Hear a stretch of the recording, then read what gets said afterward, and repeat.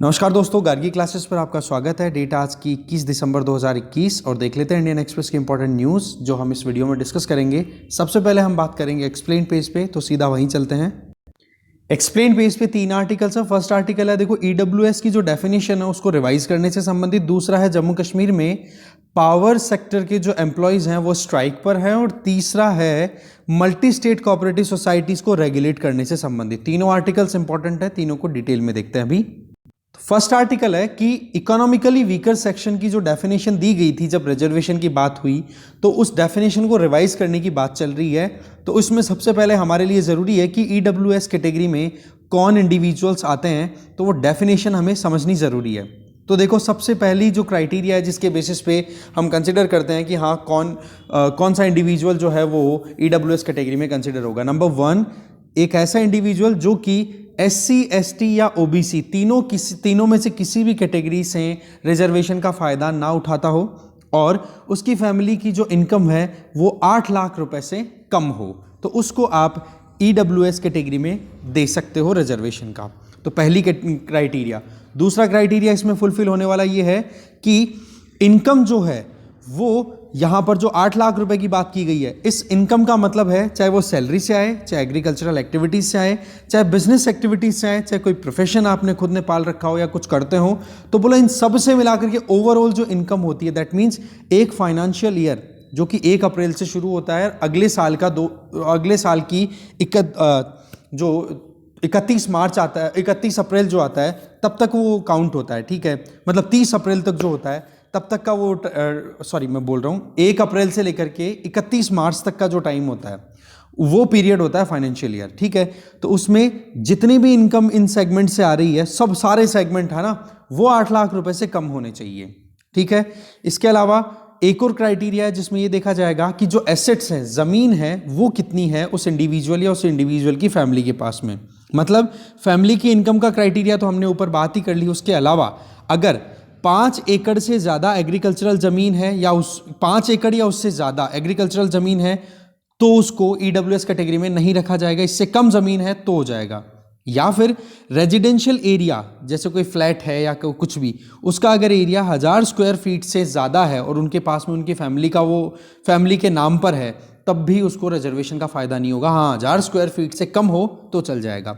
इसके अलावा residential plot हो, ज़मीन का कोई टुकड़ा हो जिसकी साइज 100 स्क्वायर यार्ड या उससे ज़्यादा हो, जो भी किस में हो, किसी भी नोटिफाइड म्यूनिसिपैलिटी में, तो बोला उसको भी आप ईडब्ल्यूएस कैटेगरी में कंसिडर नहीं करोगे। हाँ, 100 स्क्वायर यार्ड से कम हो तो चल जाएगा। या फिर आप देखो कि कोई रेजिडेंशियल प्लॉट है जो कि नॉन म्यूनिसिपैलिटी एरिया, मतलब अर्बन एरिया नहीं है, उस अर्बन एरिया के बाहर अगर 200 स्क्वायर यार्ड की ज़मीन है तो भी आप जो है ईडब्ल्यूएस कैटेगरी में कंसिडर नहीं होगे। तो ये मुद्दा है, ये है डेफिनेशन ईडब्ल्यूएस कैटेगरी में किसको कंसिडर किया जाएगा। पर अभी देखो, सुप्रीम कोर्ट की नेक्स्ट हियरिंग इस चीज़ को लेकर के 6 जनवरी को होगी कि भाई क्या रिवीजन होना चाहिए, क्योंकि मुद्दा कहाँ अटक रहा है वो ये कि ईडब्ल्यूएस कैटेगरी के लिए भी आपने 8 लाख रुपए का क्राइटेरिया फिक्स कर दिया और ओबीसी में, अदर बैकवर्ड क्लासेस में भी रिजर्वेशन के लिए आपने इनकम लेवल जो है वो 8 लाख रुपए कर दिया। और ये कह रखा है कि अगर किसी की भी फैमिली की इनकम अगर 8 लाख रुपए से ज़्यादा है एनुअली एक फाइनेंशियल ईयर में, तो उस फैमिली को क्रीमी लेयर बोल दिया जाएगा। क्रीमी लेयर का मतलब हो गया कि उनको ओबीसी के अंडर में रिजर्वेशन का फायदा नहीं मिलेगा। तो सवाल यहां पर क्या फंस गया कि इकोनॉमिकली वीकर सेक्शन और ओबीसी दोनों के लिए आपने जो स्टैंडर्ड है इनकम का वो इक्वल रख दिया, जबकि ओबीसी कौन है? अदर बैकवर्ड क्लासेस, जो कि सोशली बैकवर्ड क्लासेस हैं।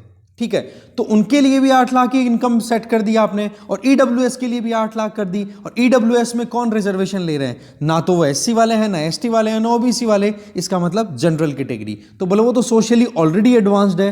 तो बोले यहां पर ये पेचीदगी फंस गई कि दोनों के लिए 8 लाख का लेवल जो है वो आर्बिट्रेरी बोला सुप्रीम कोर्ट ने। बोला इस 8 लाख के लेवल को रिव्यू करो, क्योंकि ओबीसीज हैं backward classes, other backward classes, और जबकि ईडब्ल्यूएस में जनरल क्लासेस। तो इसका मतलब क्या हो गया कि सोशली आपको देखना पड़ेगा कि क्या दोनों कैटेगरीज में आप 8 लाख रुपए की इनकम का थ्रेशोल्ड रख सकते हो। तो ये है मेन मुद्दा। अब देखते हैं मेन आर्टिकल को डिटेल में। बेसिकली बात ऐसी है कि एक 3 मेंबर कमेटी कॉन्स्टिट्यूट की गई है जो कि ईडब्ल्यूएस कैटेगरी में किस इंडिविजुअल को डालना है नहीं डालना, उसके लिए उनको अपनी एक रिकमेंडेशन सबमिट करनी है सेंट्रल गवर्नमेंट को। सुप्रीम कोर्ट ने जो बात बोली वो हमने ऑलरेडी देख ही ली है। अब इसमें कौन कौन से मेंबर कहां पर इंक्लूडेड हैं, इससे पहले जाने कि कॉन्स्टिट्यूशन में आर्टिकल 15 दिया हुआ है, ठीक है ना। आर्टिकल 15 में डिस्क्रिमिनेशन को अवॉइड करने की बात की गई है। तो बोला आर्टिकल 15 को ध्यान में रखते हुए फिर आप इकोनॉमिकली वीकर सेक्शन को अगर आप रिजर्वेशन देना चाहते हो तो थोड़ा वो फिर समझो। तो इसके लिए देखो 3 मेंबर्स की कमेटी कॉन्स्टिट्यूट की गई है जिसमें अजय भूषण जो कि फाइनेंस सेक्रेटरी हैं, इसके अलावा वीके मल्होत्रा जो कि Indian council for social sciences research के मेंबर सेक्रेटरी हैं, इसके अलावा संजीव सान्याल ये तीसरे मेंबर है जो कि प्रिंसिपल इकोनॉमिक एडवाइजर हैं गवर्नमेंट ऑफ इंडिया के। अब देखो सुप्रीम कोर्ट में जो सुनवाई होगी 6 तारीख को, तब और क्लियर हो जाएगा। अब ये मुद्दा आया क्यों, हाईलाइट क्यों हुआ, जबकि रिजर्वेशन का ये जो इम्प्लीमेंटेशन है वो तो 1 जनवरी 2019 से हो रहा है ईडब्ल्यूएस के लिए। तो अभी क्या है, मद्रास हाई कोर्ट में एक केस पहुंच गया जहां पर जो नीट एग्जाम होता है ना, national eligibility entrance cum eligibility test, eligibility cum entrance test, जो मेडिकल साइंस के लिए, मेडिकल एजुकेशन के लिए एडमिशन के लिए एग्जाम कंडक्ट होता है, तो उसमें ईडब्ल्यूएस और ओबीसी रिजर्वेशन की बात कही और सेंट्रल गवर्नमेंट ने बोला कि भाई जो भी ऑल इंडिया कोटा है, पूरे देश के लिए जो सेंट्रल गवर्नमेंट का जो कोटा है, बोला उसमें 10% रिजर्वेशन तो ईडब्ल्यूएस को दिया जाएगा और 27% ओबीसी को दिया जाएगा।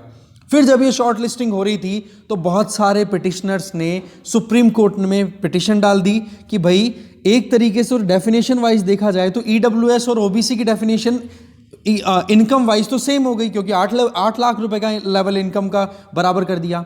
तो इस बात पर फिर सुप्रीम कोर्ट ने अपनी तरफ से कहा कि भाई इसको आप रिव्यू करो। तो पहले तो सेंट्रल गवर्नमेंट ने अपनी तरफ से कुछ कहा नहीं, बट अल्टीमेटली ये कह दिया कि चलो ठीक है, हम रिव्यू करने के लिए रेडी हैं। अब देखो बात ऐसी है, इनकम क्राइटेरिया को किस तरीके से आगे बढ़ाया जाता है वो देखा जाएगा।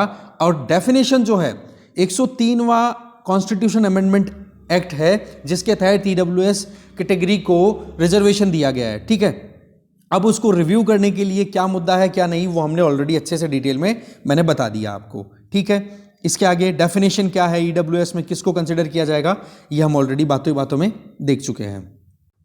फिर बात ये आ जाती है कि ईडब्ल्यूएस कैटेगरी में जो रिजर्वेशन का मुद्दा है वो किस बेसिस पे है। तो देखो एक कमेटी कॉन्स्टिट्यूट की गई थी यूपीए गवर्नमेंट के द्वारा मार्च 2005 में, और उस कमेटी के चेयरमैन थे मेजर जनरल रिटायर्ड एसआर सिन्हो।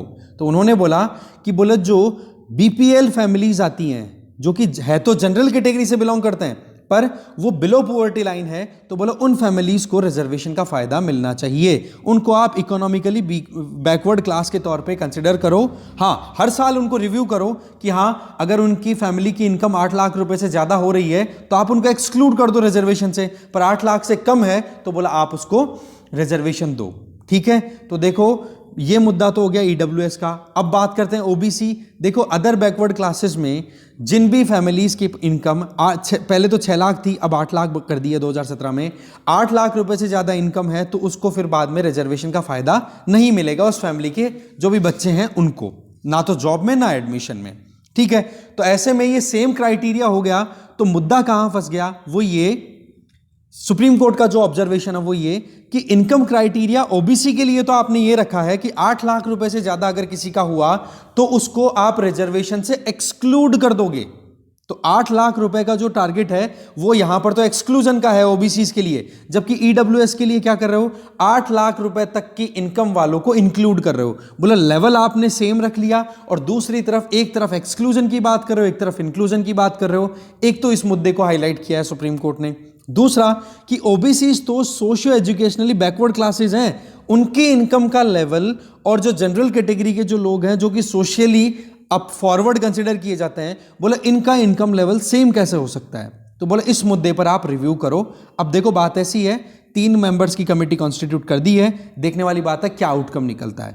एक मुद्दा और क्या फंसता है कि अभी हमने देखा कि 1000 स्क्वायर फीट से ज्यादा अगर एरिया साइज है रेजिडेंशियल एरिया, तो उसमें भी आप तो उसमें भी आप क्या कर दोगे कि आप उसको ईडब्ल्यूएस कैटेगरी में नहीं डालोगे। पर सवाल यह है कि वो मेट्रोपॉलिटन सिटी है नॉन मेट्रोपॉलिटन सिटी है, ये भी कोई डिस्क्रिमिनेशन नहीं है, ठीक है ना, बहुत बड़ी सिटी है, वहाँ पर आप मुंबई दिल्ली की बात करो तो वहाँ पर 1000 स्क्वायर फीट का एरिया बहुत महंगा पड़ता है, जबकि कोई छोटा सा टाउन है वहाँ पर तो दोनों को क्या सेम कंसिडरेशन में रखोगे? तो ये सवाल भी अपने आप में बड़ा है। तो देखने वाली बात है क्या रिव्यू में निकल के आता है, वो डिटेल मिल जाएगी हमें। अभी फिलहाल जो है वो हमने देखा स्टेटस, 6 जनवरी को फिर से सुनवाई है, तब देखेंगे। अभी आगे चलते हैं। फिर जो आर्टिकल है that is related to power employees strike Jammu and Kashmir में। देखो 20,000 से ज़्यादा employees, lineman, engineers, power transmission में काम करने वाले जो इंडिविजुअल्स वो स्ट्राइक पर हैं। कारण कि प्राइवेटाइजेशन करने के लिए अभी शुरुआत कर दी वहाँ पर। देखो जम्मू कश्मीर अभी यूनियन टेरिटरी है, अब वहाँ पर प्राइवेटाइजेशन किया जा रहा है। आपको पता है कि इलेक्ट्रिसिटी में बेसिकली गवर्नमेंट के अंडर में आ रही है, तो पावर सेक्टर में रिफॉर्म्स को लेकर के ये एक शुरुआत थी। और गवर्नमेंट का ये कहना है, सेंट्रल गवर्नमेंट का, क्योंकि वहाँ पर देखो सेंट्रल गवर्नमेंट के रिप्रेजेंटेटिव्स ही अभी काम कर रहे हैं क्योंकि यूनियन टेरिटरी है, तो बोले ये पावर सेक्टर में रिफॉर्म्स बहुत ज़्यादा डिले हो चुके हैं, तो इसलिए हमें अभी यूटीज़ में इम्प्लीमेंटेशन करनी है। अब देखो रिफॉर्म्स एंड प्रोटेस्ट की अगर बात करें तो देखो 2019 में यूटी बन गया था जम्मू कश्मीर, जब से जम्मू एंड कश्मीर का स्पेशल स्टेटस और स्टेट का जो कंसिडरेशन था वो रिमूव किया गया, और अभी जम्मू कश्मीर एक यूनियन टेरिटरी की तरह काम कर रही है। तो ऐसे में जम्मू एंड कश्मीर डिवीज़न में जो लोग भी काम कर रहे हैं वो लोग सीधा का सीधा एडमिनिस्ट्रेशन के अंडर आ रहे हैं, और जो एग्जिस्टिंग एम्प्लॉयज़ हैं या डिपार्टमेंट्स में जो काम कर रहे हैं उनका ये कहना है कि प्राइवेटाइजेशन की वजह से हमें प्रॉब्लम होगी, क्योंकि एक तो पहले से नाराज़गी है, क्या, एक तो सैलरी उनको टाइम पे नहीं मिल रही है, दूसरा सैलरी में डिले के साथ साथ में जो इंक्रीमेंट होना चाहिए वो इंक्रीमेंट नहीं मिल रहा, इवन दिवाली के महीने में भी सैलरी उनको टाइम पे नहीं मिली, तो ये नाराज़गी। दूसरा प्राइवेटाइजेशन करना, ठीक है, तो ये दो मुद्दे, एक तो सैलरी डिले और एक ये प्राइवेटाइजेशन, इन दोनों मुद्दों को लेकर के वो रोड पे आ गए और एकदम बंद कर दिया सारी सप्लाईज को। तो इस वजह से वहाँ पर जो एक तरीके से पावर सप्लाई है वो बिल्कुल ठप पड़ी है। सैटरडे से लेकर अभी तक, सैटरडे हो गया, मंडे, आज ट्यूसडे हो गया, लगातार ये पावर स्ट्राइक चल रही है। तो इसी वजह से आर्मी पर्सनल्स को वहाँ पर पावर स्टेशंस पे डिप्लॉय किया है कि आप वहाँ पर थोड़ी बहुत पावर सप्लाई तो कंटिन्यू करो, पहली चीज़। दूसरी, अगर वहाँ पर कोई तोड़ फोड़ करे तो उसको बचाया जा सके, ठीक है। अब ये डिले क्यों हुआ था, उसके पीछे क्या था कि पहले तो था कि जो एग्जीक्यूटिव जो होते हैं, एक्सीएन जो होते हैं, वो डायरेक्टली ट्रेजरी के पास में बिल भेज दिया करते थे कि हाँ भाई इतनी सैलरी आप रिलीज कर दो और इन नामों से हम सैलरी को डिस्ट्रीब्यूट करेंगे। बट जब से ये 2019 का सिस्टम आया है, 2019 के बाद से अभी, तो उसमें क्या लेयर्स क्रिएट कर दी। कैसे कि जो इंजीनियर है वो सैलरी बिल सबसे पहले भेजेगा किसको, CAPOs को। CAPOs कौन होता है, चीफ अकाउंट्स एंड पे ऑफिसर। तो एक लेवल तो यहाँ, और ये चीफ ऑफ अकाउंट पे ऑफिसर्स हैं, ये अलग अलग सेगमेंट में अलग अलग एरियाज के जो इंजीनियर्स हैं उनकी रिपोर्ट मांगते हैं। अब वो रिपोर्ट अगर किसी की भी डिले हो गई ना, एक की भी, तो बचे हुए को भी डिले करना पड़ता है, वेट करना पड़ता है। तो इस वजह से फिर बाद में जो ट्रेजरी से जो सैलरी रिलीज होती है उसमें डिले हो गया। तो बोला इसकी वजह से ये जो लेयर नई ऐड हो गई ना, चीफ अकाउंट्स एंड पे ऑफिसर, तो बोले इसकी वजह से सैलरीज बहुत ज़्यादा डिले से आ रही है, और ये नाराज़गी का भी एक कारण बताया जा रहा है। फिर देखो पावर पोटेंशियल की बात करें जम्मू एंड कश्मीर में, तो 20,000 मेगावाट जनरेट करता है जम्मू एंड कश्मीर, जिसमें 12,000 मेगावाट तो होती है चिनाब से, 3,000 मेगावाट झेलम से, और 500 मेगावाट रावी बेसिन से प्रोड्यूस होती है, मतलब हाइड्रो इलेक्ट्रिसिटी प्रोडक्शन। अब आपको पता है सर्दियां चल रही हैं, तो सर्दियों में वहाँ पर बर्फबारी होती है, तो एक तो पावर की डिमांड ज़्यादा हो जाती है सर्दियों में, दूसरा सर्दियों में पानी का फ्लो भी कम होता है क्योंकि ग्लेशियर्स जम जाते हैं, तो उस केस में पानी का सप्लाई जो रिवर्स में है वो भी कम हो जाता है, तो इलेक्ट्रिसिटी प्रोडक्शन भी कम है। और रही सही में ये पावर स्ट्राइक भी हो गई, तो ये तीनों चीज़ों ने मिलकर के जम्मू कश्मीर को बिल्कुल डार्क जोन में डाल दिया है, एकदम अंधेरा छाया हुआ है। तो ये है पूरा मुद्दा। आगे चलते हैं। अभी नेक्स्ट जो आर्टिकल है that is related to multi state cooperative societies. अब इसमें अमेंडमेंट लाने की बात की जा रही है। तो देखो यूनियन होम मिनिस्टर और कॉर्पोरेशन मिनिस्टर जो कि अमित शाह जी हैं, उन्होंने अनाउंस किया है कि जो मल्टी स्टेट कोऑपरेटिव सोसाइटीज से रिलेटेड जो एक्ट है 2002 का, बोला उसमें कुछ लूप होल्स हैं, उन लूप होल्स को करेक्ट करना ज़रूरी है। तो सबसे पहले तो देखो एक्ट समझते हैं, ये एक्ट क्या है। देखो कोऑपरेटिव सोसाइटीज़ की बात करें तो ये स्टेट सब्जेक्ट है, स्टेट गवर्नमेंट के अंडर में आएगा सीधा, नो प्रॉब्लम एट ऑल। पर अगर एक कोऑपरेटिव सोसाइटी दो अलग अलग स्टेट्स के लोग मिलकर के बनाते हैं तो वो इंटर स्टेट कोऑपरेटिव सोसाइटी हो गई। अब वो मल्टी स्टेट या इंटर स्टेट कोऑपरेटिव सोसाइटी हो गई, तब वहां पर रेगुलेशन किसका आ जाता है, सेंट्रल गवर्नमेंट का। और उन्हीं सोसाइटीज को रेगुलेट करने के लिए इस तरीके का एक्ट बनाया जाता है जो कि 2002 में बनाया गया था। ठीक है, जैसे कि अगर शुगर केन की बात करें तो शुगर केन जो कोऑपरेटिव सोसाइटीज़ हैं, जैसे कि कर्नाटका और महाराष्ट्र के जो बॉर्डर एरियाज, क्योंकि दोनों स्टेट एक दूसरे से बॉर्डर शेयर करते हैं, अब शुगर केन प्रोड्यूसर महाराष्ट्र के भी हैं, कर्नाटका भी के भी हैं, साथ में मिलकर के कोई कोऑपरेटिव सोसाइटी बना ली उन्होंने, तो ये हो गई एक मल्टी स्टेट कोऑपरेटिव सोसाइटी। अब इसको रेगुलेट ना तो महाराष्ट्र कर सकता है ना कर्नाटका कर सकता है, तो करेगा कौन? सेंट्रल गवर्नमेंट की कोई अथॉरिटी। तो इसी चीज़ को ध्यान में रखते हुए कि भाई ये मल्टी स्टेट कोऑपरेटिव सोसाइटीज़ हैं, ये लूप होल्स का फ़ायदा उठाती हैं और रेगुलेशन में कहीं ना कहीं कमियां रह जाती हैं, तो प्रॉब्लम फिर बाद में लॉन्ग टर्म के लिए बनी रहती है। तो उन लूप होल्स को करेक्ट करने के लिए अमेंडमेंट लाया जाएगा। अभी अगर करंटली देखें तो जब से ये 2002 का लॉ आया है मल्टी स्टेट कोऑपरेटिव सोसाइटीज़ का, तब से अब तक 1479 सोसाइटीज़ रजिस्टर हो चुकी हैं, जिनमें से 9 को तो डी रजिस्टर भी किया जा चुका है, कुछ माल फंक्शनिंग पकड़ी जाने के चक्कर में कुछ गड़बड़ियां पकड़ी गई। अब इनमें सबसे ज़्यादा तो देखो महाराष्ट्र से हैं 561, दूसरे नंबर पे है यूपी से 167, फिर बाद में न्यू दिल्ली से हैं 133। अब ये तो हो गया स्टेट वाइज कि कौन से स्टेट, अब स्टेट का मतलब हो गया महाराष्ट्र से ऑपरेट कर रही है, पर वहाँ पर जो मेंबर्स हैं वो कर्नाटका के भी हैं या फिर एमपी के भी हैं, इस तरीके से मल्टी स्टेट हो गया।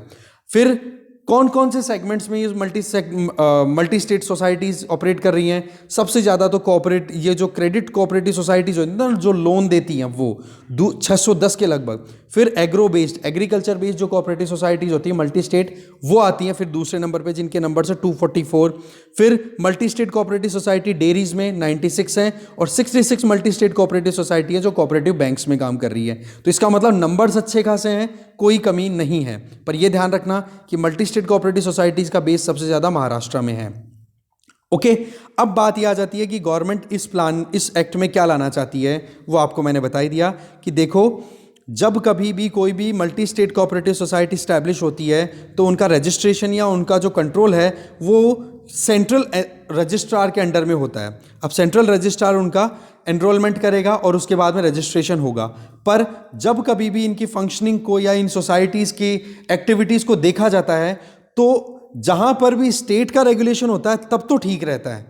मतलब जो नॉर्मल कोऑपरेटिव सोसाइटीज़ हैं जो कि एक स्टेट के अंडर में रजिस्टर्ड हैं, उनका तो क्या होता है, स्क्रूटिनी करना, चेक एंड बैलेंस करना, वो सब एकदम प्रॉपर होता है। जैसे कि कोई भी अगर मान लो ऑर्डर है या कोई भी रिक्वायरमेंट है तो उसमें स्टेट रजिस्ट्रार के पास में रिक्वेस्ट जाती है, फिर उसके बाद में डिस्ट्रिक्ट लेवल और तहसील लेवल के ऑफिशियल्स को भी पता रहता है कि हाँ जी कहाँ पर कौन सी कोऑपरेटिव सोसाइटी में क्या नई मशीन खरीदी जा रही है, कहाँ पर कितना बजट एलोकेट किया जा रहा है। तो उससे क्या होता है कि चेक एंड बैलेंसेज है, ट्रांसपेरेंसी आ जाती है। पर दूसरी तरफ ये जो मल्टी स्टेट कोऑपरेटिव सोसाइटीज़ है ना, इनके पास में इनको क्वेश्चन करने के लिए कोई वहाँ पर अथॉरिटी नहीं है। केवल सेंट्रल रजिस्ट्रार है, उसके पास में रजिस्ट्रेशन होता है, और वो भी अगर इन मल्टी स्टेट कोऑपरेटिव सोसाइटीज़ को इन्वेस्टिगेट करना चाहे तो पहले इनसे अप्रूवल लेना पड़ता है कि हम इन्वेस्टिगेट कर सकते हैं क्या। तो ऐसे में ट्रांसपेरेंसी नहीं आ पाती, और यही सबसे बड़ी मेन प्रॉब्लम है कि भाई कैसे भी करके ये ट्रांसपेरेंसी लाई जाए, ठीक है ना, ये चेक्स एंड बैलेंसेस प्रॉपरली लाए जाएं, ठीक है। तो इसी चीज़ को ध्यान में रखते हुए ये जो अमेंडमेंट है 2002 का, जो already multi state cooperative society act है, उसमें चेंज लाने की बात की जा रही है। दूसरा, एनुअल रिपोर्ट की बात भी करें तो स्टेट कोऑपरेटिव सोसाइटीज़ तो जो हैं वो स्टेट गवर्नमेंट के अंडर में जो स्टेट रजिस्ट्रार है उसको एनुअल रिपोर्ट सबमिट करनी होती है उनको, जबकि दूसरी तरफ जो ये आप देखते हो मल्टी स्टेट कोऑपरेटिव सोसाइटीज़ हैं, ये भी अपनी एनुअल रिपोर्ट सबमिट करते हैं, या तो वो ऑनलाइन करेंगे या ऑफलाइन, और किसके पास में जाएगा, सेंट्रल रजिस्ट्रार के पास में, और हर साल में सितंबर से पहले करना होता है। पर सवाल ये है कि इन रिपोर्ट्स की अगर स्क्रूटिनी करने की बात आए और ग्राउंड लेवल पे इन्वेस्टिगेशन करने की बात आए, तब बाद में हर्डल्स आनी शुरू हो जाती है। जैसे कि day to day government control possible नहीं हो पाता है, क्योंकि स्टेट वाली में तो चलो एक स्टेट है, महाराष्ट्र वाला महाराष्ट्र को कर लेगा, कर्नाटका वाला कर्नाटका को कर लेगा, पर कर्नाटका और महाराष्ट्र दोनों अगर मिलकर के काम कर रहे हैं तो फिर इन्वेस्टिगेशन कैसे हो। अब इन्वेस्टिगेशन करनी भी हो उनके अगेंस्ट में, या फिर सेंट्रल रजिस्ट्रार है वो अगर कहीं पे भी कोई चेक करना चाहे, इंस्पेक्शन करना चाहे इन मल्टी स्टेट कोऑपरेटिव सोसाइटीज़ का, तो उनको पहले रिक्वेस्ट डाली जाती है, एक रिटर्न फॉर्म में लेटर डाला जाता है कि हम आपके ये जो बैलेंस शीट है या जो भी आपकी एक्टिविटीज़ हो रखी हैं उनको हम एक बार इन्वेस्टिगेट करना चाहते हैं। अब रिटर्न रिक्वेस्ट देने से ही काम नहीं होगा, रिक्वेस्ट को अप्रूवल भी मिलना चाहिए। वो कैसे? वो मिलेगा कि कोऑपरेटिव सोसाइटी के जो मेन बोर्ड मेंबर्स हैं उनमें से 1/3 मेंबर्स हैं, वो जब तक हाँ नहीं कह देते तब तक इन्वेस्टिगेशन नहीं हो सकता। या फिर बोर्ड मेंबर के अलावा जो उस कोऑपरेटिव सोसाइटी के जितने भी मेंबर्स हैं, चाहे किसान हो, चाहे डेयरी प्रोड्यूसर हो, मिल्क प्रोड्यूसर हो, वो उनके टोटल जितने नंबर हैं उनमें 1/5 मतलब 20%, या तो जो बोर्ड मेंबर हैं कोऑपरेटिव सोसाइटी के उनके 1/3 मतलब 33% हाँ कहे, या फिर जितनी टोटल मेंबरशिप है उस particular multi state cooperative society की उसके 20% लोग ये कहे, मेंबर जो हैं, कि भाई हाँ इन्वेस्टिगेशन करो, तो बोला होगा। और ये चीज़ अप्रूवल लेना अपने आप में एक ऑब्स्टिकल का काम करती है। देखो, ये multi state cooperative societies launch इसलिए की गई थी कि एफिशिएंट और स्मूथ मैनर में काम कर सके। एक बॉर्डर के पास में रहने वाले दो स्टेट्स के जो भी कोऑपरेट करने वाले लोग हैं, चाहे डेयरी में हो, चाहे शुगर में हो, चाहे एग्रीकल्चर में हो, चाहे बैंकिंग में हो, पर यहाँ पर इन लूप होल्स का जब फायदा उठाना शुरू कर देते हैं तो फिर देखो एक्सचेकर को प्रॉब्लम होती है। और इसीलिए फिर यहाँ पर मल्टी स्टेट कोऑपरेटिव सोसाइटीज को रेगुलेट करने के लिए, अभी जो लूप होल्स हैं उनको करेक्ट करने के लिए ये अमेंडमेंट लाया जा रहा है।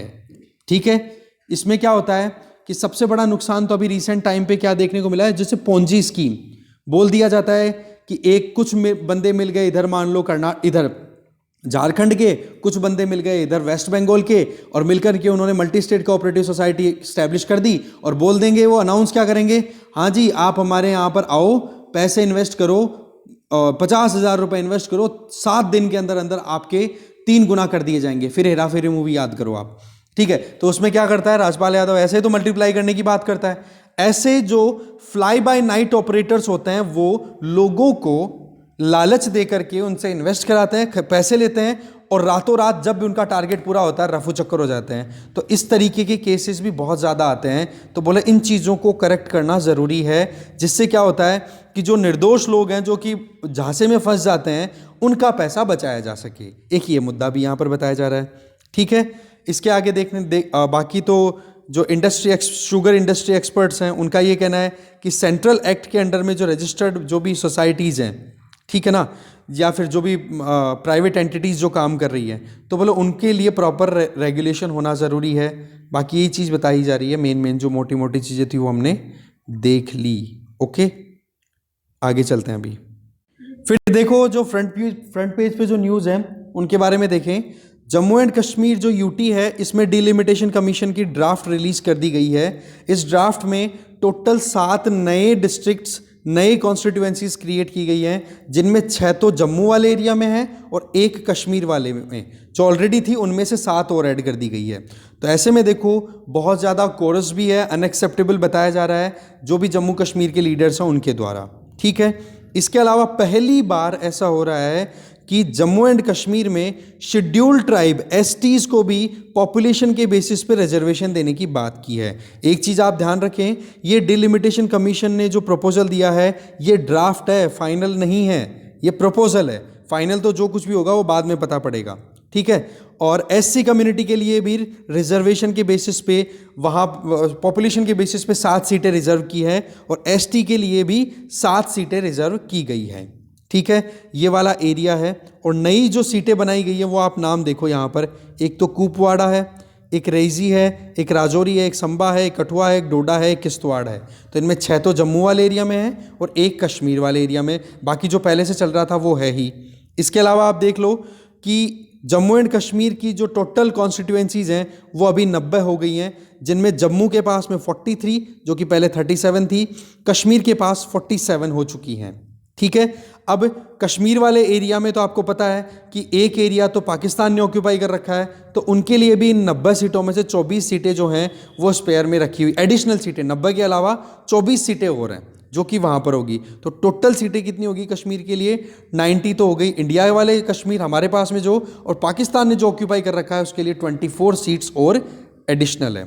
इसके अलावा अगर इस डिलिमिटेशन कमीशन पे अगर हम नज़र डालें तो देखते हैं एक बार, ये जो डिलिमिटेशन कमीशन है इसको चेयर किया जा रहा है जस्टिस रिटायर्ड रंजना प्रकाश देसाई के द्वारा। उन्होंने डिटेल रिप्रेजेंटेशन दिया। साथ में आप देख सकते हो senior deputy election commissioner Chandrabhushan Kumar और chief election commissioner Sushil Chandra, Jammu and Kashmir election commissioner K Sharma, ये 2 एक्स ऑफिशियो पैनल मेंबर और हैं। तो ऐसे में अगर delimitation commission Jammu and Kashmir की बात करें तो उसके चेयरमैन कौन है, ये आपको नाम ध्यान रखना है, जस्टिस रिटायर्ड रंजना प्रकाश देसाई। फिर देखो आगे तो फिर बाद में ऑब्जेक्शन पे ऑब्जेक्शन हो रहे हैं, पॉलिटिकल पार्टीज़ वहाँ की हैं, वो इतनी ज़्यादा हमारे लिए इतनी ज़रूरी है नहीं, बस एक बार आप नज़र डाल सको तो खुद से डाल लेना, ठीक है। बाकी ये है कि इस डिलिमिटेशन कमीशन को डेडलाइन दी गई थी 1 साल के अंदर अंदर रिकमेंडेशन देने की, पर मुद्दा ये है कि ये डेडलाइन जो है वो एक्सेप्ट नहीं, कुछ वजहों से नहीं हो पाई थी, कुछ तो वहाँ पर पॉलिटिकल टर्मोइल और रही सही में कोविड, तो ऐसे में फिर बाद में ये डिले हो गया थोड़ा, ठीक है जी। आगे चलते हैं अभी।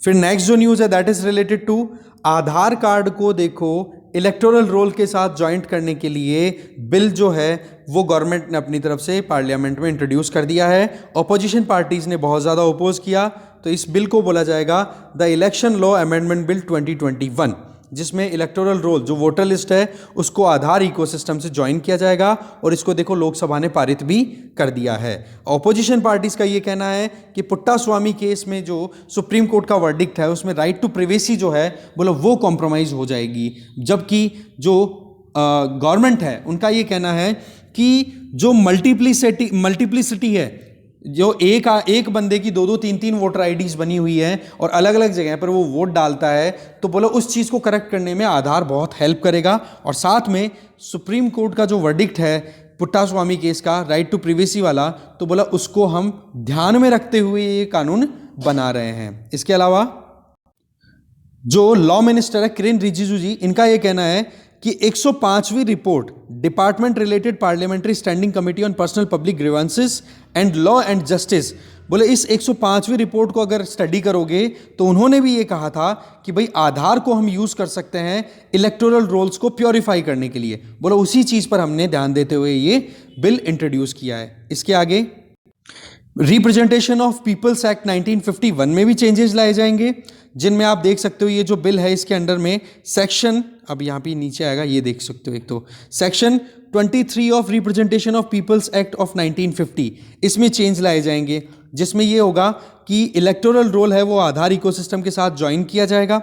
इसके अलावा रिप्रेजेंटेशन ऑफ पीपल एक्ट उसका सेक्शन 14 उसमें क्लॉज है बी, उसमें ये लिखा जाएगा कि 1 जनवरी, 1 अप्रैल, 1 जुलाई और 1 अक्टूबर ये 4 तारीखें ऐसी होगी जहां पर इलेक्टोरल रोल को अपडेट किया जाएगा टाइम के साथ में, जिससे कि जिन लोगों की डेथ हो गई उनके नाम एलिमिनेट करना और जो नए एडल्ट हो गए 18 साल की जिनकी उम्र हो गई उनके नाम ज्वाइन करना। तो बोले ये चीज़ें हैं, तो बाकी देखते हैं आगे क्या डिबेट क्या डिस्कशन निकल के आता। मेन जो मुद्दा था वो हमने देखा, आगे चलते हैं। बाकी एक न्यूज़ है कि सैक्रिलेज का जो मुद्दा चल रहा है अभी, जिसमें कि गुरु ग्रंथ साहिब की जो बेइज्जती की गई उसके चलते एक इंडिविजुअल को मार दिया था, फिर उसके बाद में कपूरथला में भी इसी तरीके का इंसिडेंट आया अमृतसर के बाद में। तो पंजाब ने सेंट्रल गवर्नमेंट को कहा है कि हमने सैक्रिलेज को कंट्रोल करने के लिए ऑलरेडी इंडियन पीनल कोड में और जो कोड ऑफ क्रिमिनल प्रोसीजर है CRPC है ना, तो उसमें भी बोला हमने अमेंडमेंट इंट्रोड्यूस किया हुआ है, पर प्रेसिडेंट के पास में असेंट के लिए डाला हुआ है। तो बोला वो जब तक चेंज नहीं होगा तब तक हम कैसे कंट्रोल कर पाएंगे सैक्रिलेज को, क्योंकि उस टाइम पर जब ये इंसिडेंट है 2017 का, ठीक है 2018 में, ठीक है, वहाँ की स्टेट की विधानसभा ने ये बिल पारित कर दिए थे अपनी तरफ से कि सेक्शन 295 और 295A ऑफ IPC ऑफ 1860 का जो इंडियन पीनल कोड है उसका सेक्शन 295 और 295A, जो कि ब्लास्फेमी के अगेंस्ट में या फिर कोई ब्लास्फेमी का मुद्दा तो हम डायरेक्टली नहीं बोल सकते, इनमें पनिशमेंट का प्रोविज़न किया हुआ है सैक्रिलेज का, ठीक है ना। अब सैक्रिलेज का मतलब मैंने आपको बताया था किसी भी धर्म संबंधित किसी भी वस्तु या फिर उसके संबंधित विश्वास को आघात पहुंचाने की कोई कोशिश करे जानबूझ करके, तो उसके लिए, क्योंकि वो कम्युनल हेट्रेड क्रिएट करने का कारण बन सकता है, ठीक है, तो उसको कंट्रोल करने के लिए प्रोविजंस ऑलरेडी हैं। और उन चीज़ों को और ज़्यादा स्ट्रिक्टली अप्लाई करने के लिए पंजाब विधानसभा ने 2018 में अमेंडमेंट किया था कोड ऑफ क्रिमिनल प्रोसीजर में और इंडियन पीनल कोड में, पर वो अभी भी प्रेसिडेंट के एसेंट से के लिए ड्यू हैं। उसमें ये लिखा हुआ है कि गुरु ग्रंथ साहिब, श्रीमद् भगवद गीता, कुरान, होली बाइबल, बोले इनकी कोई भी बेइज्जती करता है तो उनको सज़ा कड़ी से कड़ी होनी चाहिए। अब देखने वाली बात यह है कि इस चीज़ को लेकर के आगे क्या मुद्दा आता है, जहाँ तक एक्सप्लेन पेज पे पूरी डिटेल आनी चाहिए इसकी, पता नहीं अभी तक क्यों नहीं आई है, ठीक है, आगे चलते हैं। वर्ल्ड बेस पे अगर देखिए तो हांगकांग में जो इलेक्शंस हुए हैं वो देखो चाइना को फेवर करने वाले जो इंडिविजुअल्स हैं उनको ज़्यादा जीत मिली है। वजह क्योंकि लो टर्नआउट, बहुत ही कम लोगों ने वोट दिए हैं। इसके अलावा यूके में ओमिक्रॉन की वजह से डेथ जो है वो 12 तक राइज हो चुकी है। इसके अलावा अगर नज़र डालें तो चिली में देखो अभी प्रेसिडेंट इलेक्शंस थे और उन इलेक्शंस में अभी जो इलेक्ट हुए हैं उनका नाम है गैब्रियल बोरिक, ठीक है। तो ये 35 साल की उम्र में बनने वाले प्रेसिडेंट है, वहाँ के सबसे जवान, ठीक है जी। ये चीज़ यहाँ पे बताई जा रही है। इसके आगे अगर देखें, यूएई ने जो सिनेमेटिक रिलीज है, जो मूवीज रिलीज होती है, उससे सेंसरशिप को एंड कर दिया है, उससे संबंधित ये न्यूज़ है, ठीक है। इसको आप खुद से देख लेना एक बार। इसके आगे स्टार्टअप इकोसिस्टम लगातार राइज होता चला जा रहा है और अभी आप देख सकते हो 4 स्टार्टअप इकोसिस्टम है जिनकी वैल्यू वर्थ $1.2 बिलियन से भी ज़्यादा हो चुकी है। इसके अलावा फॉरेन पोर्टफोलियो इन्वेस्टमेंट लगातार आउट हो रहा है। वजह मैंने बता दी थी, क्योंकि जो अमेरिकन बैंक है, इंग्लैंड का बैंक है, वो इंटरेस्ट रेट राइज कर रहे हैं तो लोग उधर अट्रैक्ट हो रहे हैं पैसा इन्वेस्ट करने के लिए। ये एक मुद्दा आ गया। इसके अलावा ये देख सकते हो कि 7 एग्रीकल्चरल कमोडिटीज में डेरिवेटिव ट्रेड को बैन कर दिया है सेबी ने। इस मुद्दे को थोड़ा समझाता हूं मैं आपको। तो देखो डेरिवेटिव ट्रेड कैसे होता है। जैसे मान लो एग्रीकल्चर कमोडिटी की हम बात कर रहे हैं, तो जो भी किसान अपने यहाँ से के खेत से अनाज है वो उपज कर लिया, अब उपज को ले जा करके कहीं गोडाउन में कहीं स्टोर कर दिया जिससे कि वो ख़राब ना हो सके। स्टोर कर लिया, वो स्टोर ऐसी जगह पे कर लिया जहाँ पर कि उनकी डॉक्यूमेंटेशन हो सके कि कितना क्विंटल अनाज यहाँ पर पड़ा है।